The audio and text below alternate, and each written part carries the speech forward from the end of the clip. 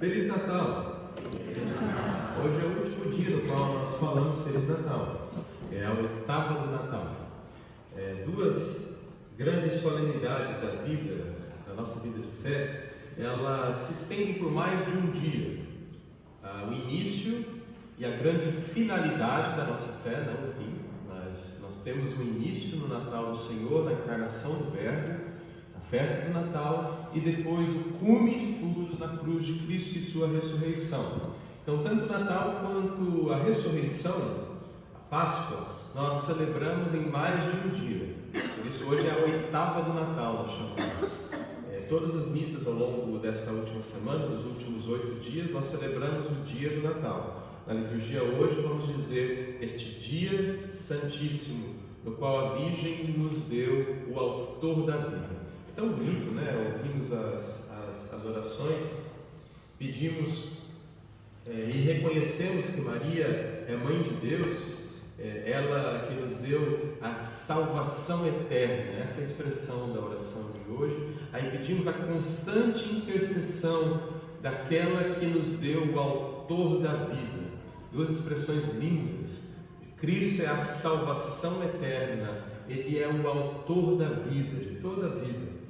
E é isso que celebramos no Natal do Senhor. Coroamos o dia do Natal com a celebração de Maria, Mãe de Deus. Estamos ali naquele dia. Jesus nasce, os anjos apareceram aos pastores no dia da noite de Natal, vocês se lembram?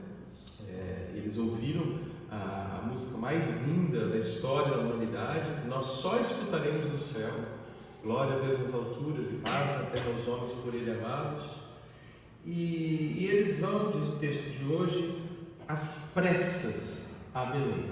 Os pastores, eles não eram muito benquistos naquele tempo. Eram pessoas que não se purificavam, não eram religiosos como os outros. Eles ficavam nos campos, dormiam muito próximo aos animais para protegê-los, as ovelhas, só que invadiam as terras dos outros, vendiam a lã, o leite, a carne a preços exorbitantes para os pobres do templo. Então muita gente não gostava de pastores. Como invadiam as terras dos outros, eles não eram acreditados como testemunhas de verdade. Então, num julgamento, não se podia levar um pastor como testemunha. E naquela noite, o anjo aparece para pastores, lá na noite, falam que o Salvador nasceu. Vocês vão encontrar uma manjedoura, deitado numa manjedoura.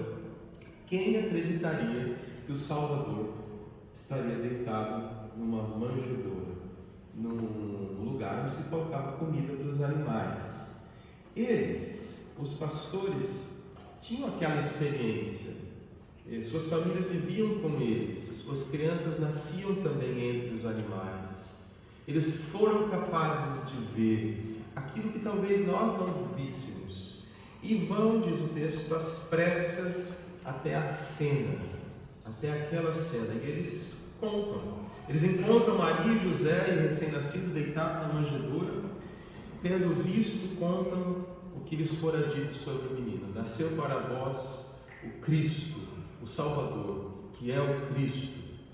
Um menino, Cristo e o Senhor, é isso que eles dizem. Um menino que tem 2 títulos: Christos, o ungido de Deus, o prometido, a esperança das nações, aquele que o povo de Israel aguardava tantos séculos.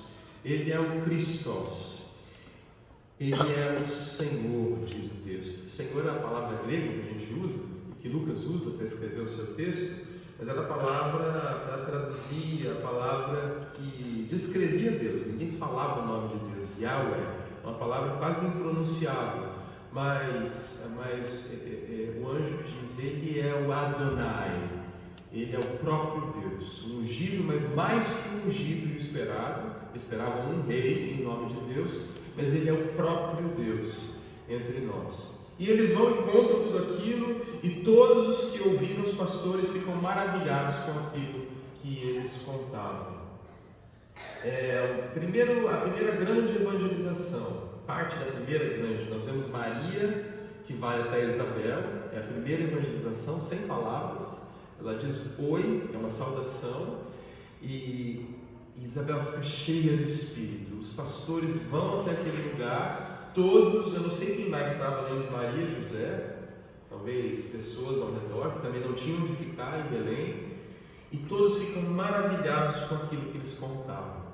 Eles acreditam nas testemunhas não credíveis, nas quais ninguém acreditava, os pastores. Ficam maravilhados com aquilo. Tudo é tão improvável, né? Eu sempre, há 3 anos, estou empregado e a festa do Natal é uma festa na qual tudo é errado.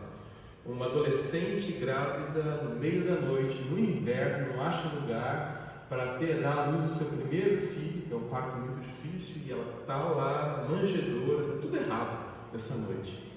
E nessa ordem de coisas erradas, vemos as testemunhas credíveis aos olhos de Deus. E todos se maravilham com o que aqueles homens de má reputação dizem e acreditam. Maria guardava todas essas coisas, os fatos, e os meditava no seu coração. Maria, ela concebe a salvação eterna do autor da vida. É isso que nós cremos hoje, é isso que nós dizemos. O próprio Deus, o Adonai, ela concebe. A teologia da igreja diz que ela concebe no seu coração antes de concebê-lo no seu ventre.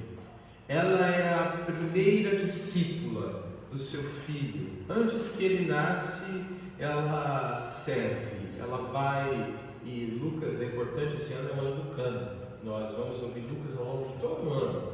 Ela vai às pressas até Isabel. É um dos primeiros momentos que Lucas usa essa expressão. E aí hoje ele usa novamente. Os pastores são o segundo grupo de evangelizadores que vão às pressas até lá para contar. Eu acho que até Maria fica maravilhada. Que bom, até ela deve ter sido evangelizada naquele momento. A boa notícia chega a ela e todos, porque o texto diz todos, não foi todos menos Maria, todos ficam maravilhados.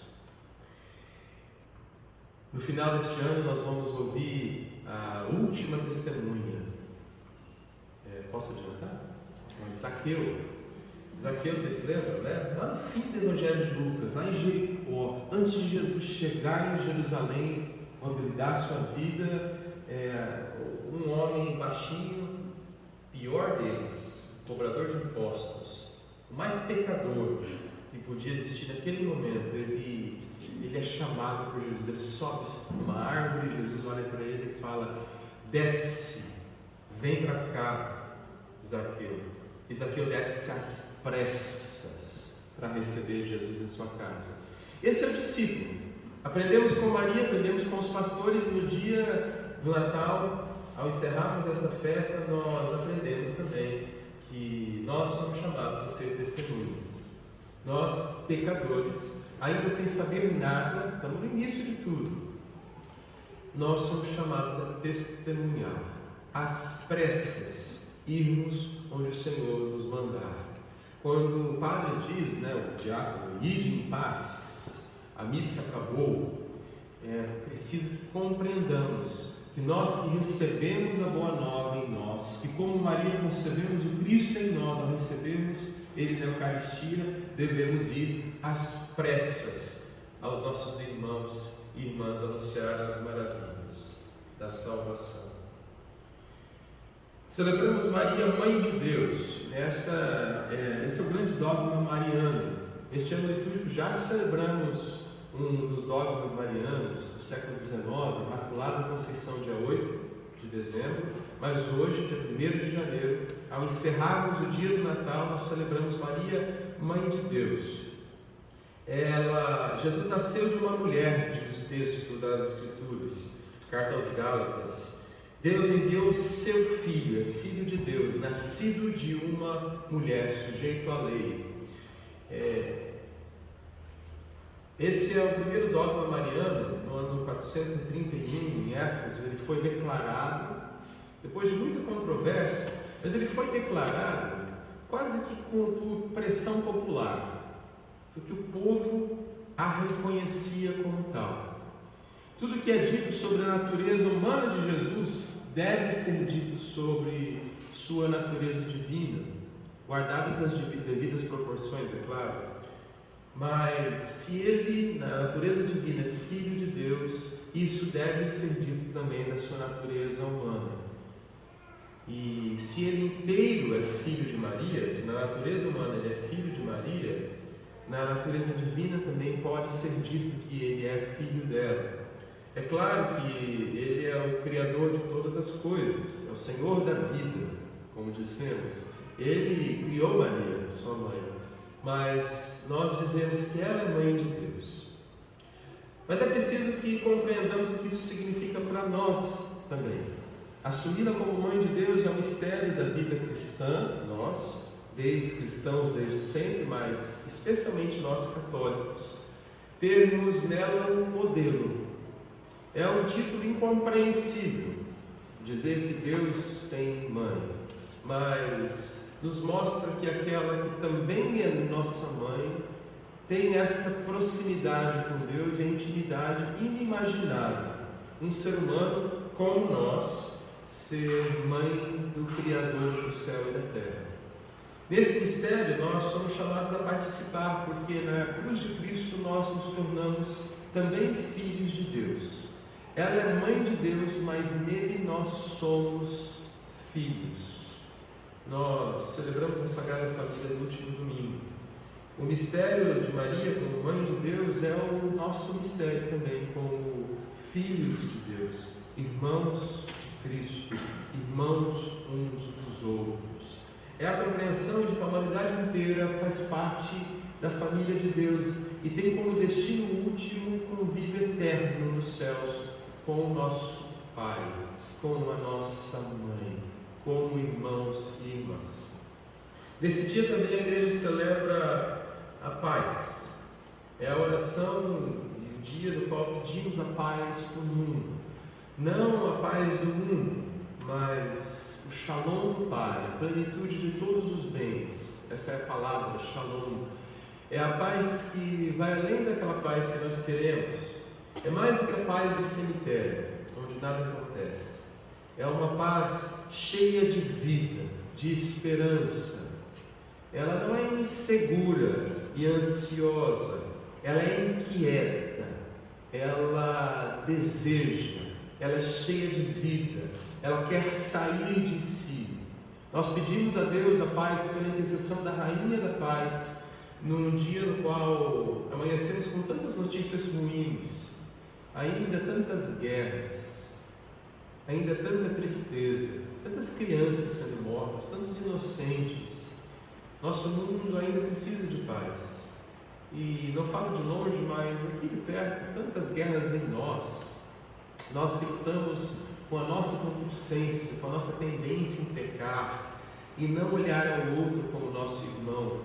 Nós que falamos de Deus, mas nos recusamos em ser família de Deus. É preciso pedir hoje que a Rainha, pela intercessão de Maria, que ela, a Rainha da Paz, que nos trouxe o Príncipe da Paz, a própria paz, o shalom do Pai, nos dê essa paz.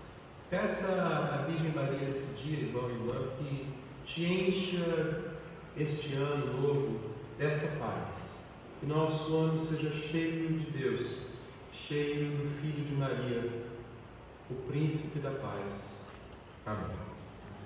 Em pé, fiquemos juntos,